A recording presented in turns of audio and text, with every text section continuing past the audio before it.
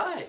What we're taking a look at here is essentially the second page of the rough draft. So you just heard the story of Mrs. Chicken and Mrs. Alligator, which I kind of changed the name to at the very end of the story from Mrs. Alligator to Mrs. Crocodile. Great, huh? So you just heard that story. Well, anyways, this is essentially the graphic organizer that we use with it. So I would start off by telling my students the story. You can tell them any story, it doesn't matter what it is. You want to tell them the story. The important part is not the story, it's this.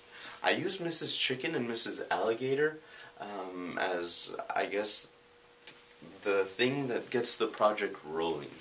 From here, with this graphic organizer, just a sheet of paper split up into 3 parts. At the top you've got 3 headings: beginning, middle, end, and this is already done for you. It's on the second page of the rough draft. What I have my students do at this point is I have them create 11 bullets, 11 little dots in each section. The actual comic itself at the very end will have 35 panels, so that would be about 35 bullets roughly. I leave out 2 just because I always have students at the very end who say, hey, can I add this, or can I change this, or can I split this into 2 panels? So you give your students a little bit of leeway there. And basically the way it starts off is at the beginning. Think of the very first part of the story of Mrs. Chicken and Mrs. Alligator. What was the very first thing? Well, Mrs. Chicken, she wakes up. And from here, you have your students do this. You could actually do this together. It would make it somewhat easier if you have a lower grade. If you have a higher grade level, you could always say, hey, I'll give you the first idea, how it started off. From there, you want to take it away. And after you start off with the beginning, you always want to move down to the end.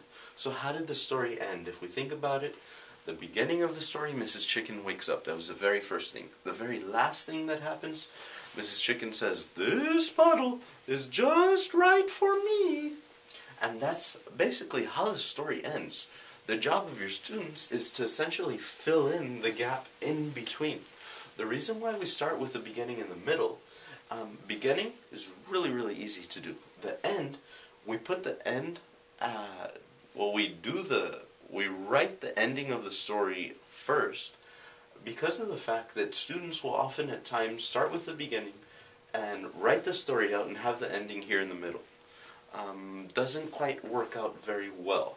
So start with the beginning, start with the end, and you don't have to deal with that problem, because we know it's going to happen if you don't do it this way. The very next thing, this gives you a great opportunity to talk to your students about plotline, and you can, if you're maybe not 100% of all the components of it, in the lesson plan portion of the rough draft, you'll see all of the different components of it, and it runs you through like step by step how to go through it with the class. But basically, if this was a plot line here, this kind of pinkish line, we'd notice in the beginning, you're kind of introducing characters, introducing setting, what's going on. Right around here, you've got some rising action. Here's the climax of the story, and in the end, it's all falling.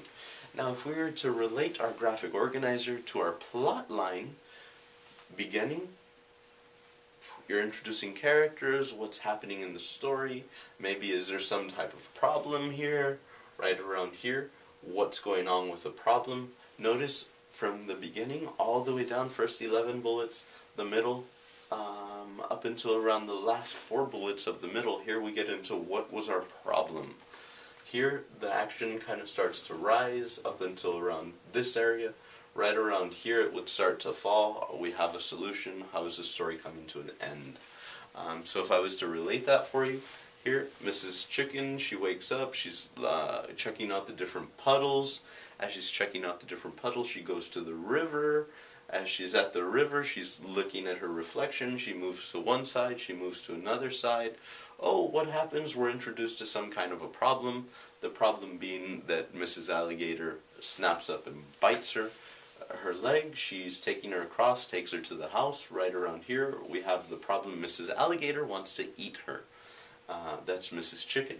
So Mrs. Chicken comes up with some type of solution and says, give me a few days so I can think about it. So she's thinking about it here, what's happening throughout those days. She's feeding her right around this area of the story. Mrs. Chicken actually comes up with the idea, I'm going to sneak down from the rafters, switch our eggs, and that's essentially her solution. We're getting into the actual climax of the story here. From here, the problem is basically solved and it's all going downhill. The story's coming to an end. As Mrs. Alligator carries her across the river, she takes her babies with her. She comes out at the very end and says, this puddle is just right for me. And that's what this graphic organizer is used for. For the next part of it, we take the ideas from here and actually put them into more of a rough draft. We're taking the written idea and turning it into somewhat of a picture. So thank you very much, guys. Hello and welcome back there. The very next portion of this is going to be taking the information that we have put onto our graphic organizer and putting it onto this new type of graphic organizer. The first one that we use is the one that has the beginning, middle, end on it. Your students create the bullets for it. Now what we're going to be doing is basically taking these ideas. If we're to compare this to writing, this would be very similar to like your web, maybe where you have your main idea in the middle and all of the details pointing out. So think of this as that style of graphic organizer. Then from after you create the web, now you want to take those ideas and kind of organize them a bit better, so you might start to put them into some type of a paragraph. This would be the analogy to it. This is your web, these are the paragraphs. So here at the very beginning of our story with Mrs. Chicken and Mrs. Alligator, Mrs. Chicken wakes up. So if you take a look over here, this is what the rough draft of the comic experience looks like. Here you'll see that it says character, here the setting, here it says sentence, there's a little box left for that, and over here it says panel 1. So now the idea is to think of, okay, here's my very first bullet, Mrs. Chicken wakes up, that was the idea. Who's the character? Mrs. Chicken. Where is she at? What's the setting? She's at home because she just woke up. Here's where I write the sentence. All I'm doing is transferring it over. So Mrs. Chicken wakes up. I write that right here in this box. Here, I actually create the drawing. So here's Mrs. Chicken.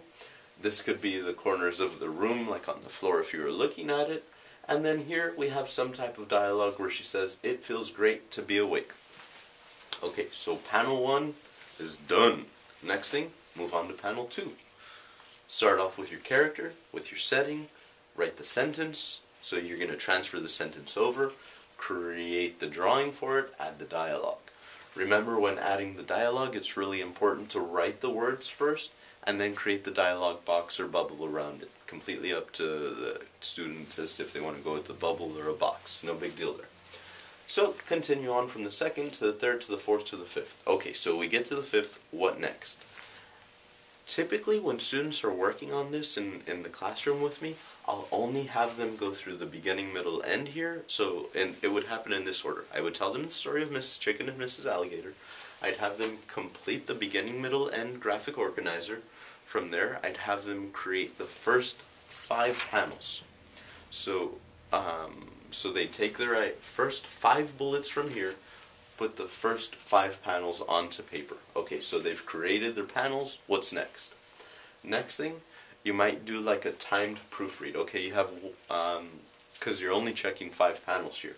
You have 20 seconds, you're checking for all capital letters. So they would check for the capital letters in every panel. Okay, you have another 20 seconds, you're checking for periods. So they would start checking for all of their periods. Okay, you have another 20 seconds, you're checking to make sure that your sentences make sense and that they're understandable. Okay, so they would check for that. Okay, you have a minute. Now you're going to check for spelling errors. So you set your timer to a minute. They get going, they're checking for spelling errors. Oh, I found one, then they want to correct it real quick here. After you go through that process, the next step is to actually hand them your colored pencils, because that's the medium we want to use for comics here. We find that markers tend to bleed through the pages. We find that crayons tend to smear, or when you put the pages together, like so, that the color of the crayon will kind of appear on the other page. Colored pencils work best. So now, hand out those colored pencils, let them get to coloring, and see what the actual panels are going to start looking like. you'll see that they're becoming developed in how the process is going. So your students will really have a great sense of ownership at this point in time. They really love it when you're able to take their work and actually share it with the class. So I have a document camera and a projector in my classroom. I'll grab their paper, put it right under the document camera, show it on the projector, and I'll say what I see. So just a real quick run through of that. I see that they have their character and their setting. I see that they've written their sentence. I see that in the panel they've actually created the room, which could be the home, that's the setting. I also see that they have the character. I also see that there's dialogue. You might even mention something about the way they colored it. I might see here that the colors are very minimal, or you could definitely, this is a great place to kind of give your students the opportunity to shine and compliment them, especially in front of everyone else, for those students that normally don't get the chance to shine. So I'm definitely walking around, I'm definitely looking at those students. I want to grab their papers and say, hey, you know, this student here, they did a phenomenal thing. They showed this great one-point perspective. If you take a look at it, it's awesome. I want to show it to you guys. I'll set it down and just hear all the oohs and ahs. Oh, that's really cool. And then they'll all turn to the one student and say, oh, how'd you do that? Or they'll talk to him about it later. That's what we want to instill in our students, that sense of community. And at the same time, you give those students who normally don't shine, who maybe don't do so great in math or don't do so great at reading, they do phenomenal here. And this project gives those students the opportunity to do so. Basically, at this point, I would only have them go through the first 5 panels. And the reason why? This is going to set up everything that you do in the future. You're going to have your students run through the beginning, middle, and graphic organizer again, but for their own original story. You're going to have them go through this, but really in depth with actually 35 panels. So the next time they go through this process, it's going to be more in depth, and you'll see that your students are going to fly with it just because they've already done it once and it's not a big deal. And that's a great thing, or the main reason as to why I tell them the story of Mrs. Chicken and Mrs. Alligator. Use the beginning, middle, and graphic organizer, put it onto the first 5 panels. The rest, everything else that comes, will be very easy sailing from there on out. Thank you very much, and this is just another component. The next part we'll be getting into is more of the students' actual created comic and how to go about all of that. Thanks again. Bye-bye. Hi, we're going to take a short break here. We've been going for about another 15 minutes, and we're going to try and keep these videos at about 15-minute intervals for you. Thanks again, and we'll see you soon.